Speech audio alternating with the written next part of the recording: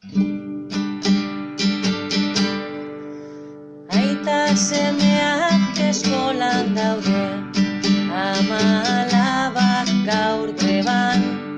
Aita semeak lanean daude, ama alabak borrokan. Berriz ikusi beharko dugu, mamu sexista auzoan. Berriro ere ez da faltako gure erantzun feminista.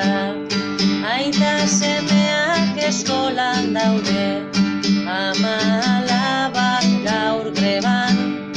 Aita semeak lanean daude, ama alabak borrokan. Eta patroieko ostu dute gure soldatan zati bat. Eta gu gaude gaur oihukatzen beti inoren menpean.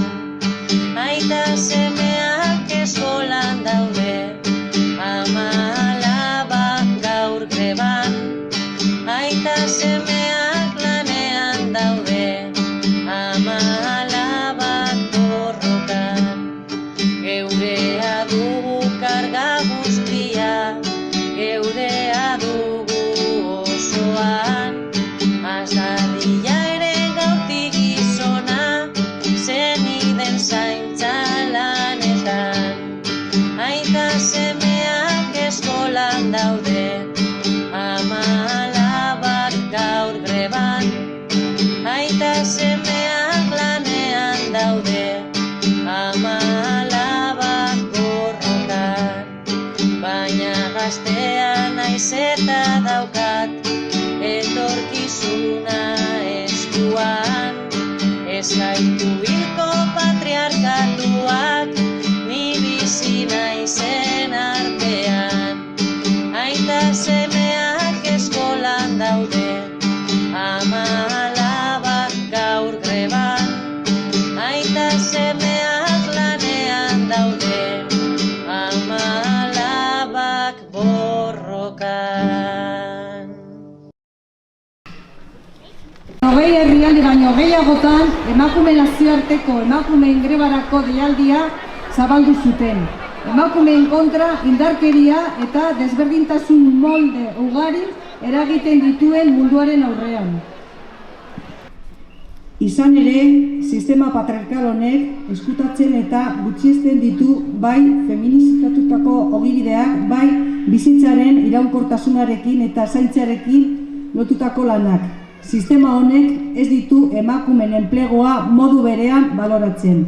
Legeak berdintasuna egon beharko lukela esan arren, Nafarroan emakumeok 30% gutxiago jasotzera heldu gaitezke. Sistema honek indarkeria ekonomikoaz jasatzen gaitu. Horrenbestez, emakumeek, lesbianek, transek, migratutakoek, gure aniztasun osoan planto egin dugu. Eta greba hau egin dugu enpleguan, irakaskuntzan, zaintzan eta kontsumoan. Ezetz eta nahikoa dela esateko. Ekonomia eraldatu nahi dugu, ekonomia feminista. Merkatuari zo egin beharrean pertsonen bizitza eta lurra erdigunean jarriz. Pertsona zein erakunde publiko orok zaintzaren kudeaketan dauden ardura eta bere gain har dezala nahi dugu. Gure gorputzaren gaineko erabakiak hartzeko eskubidea nahi dugu. Gora borroka feminista!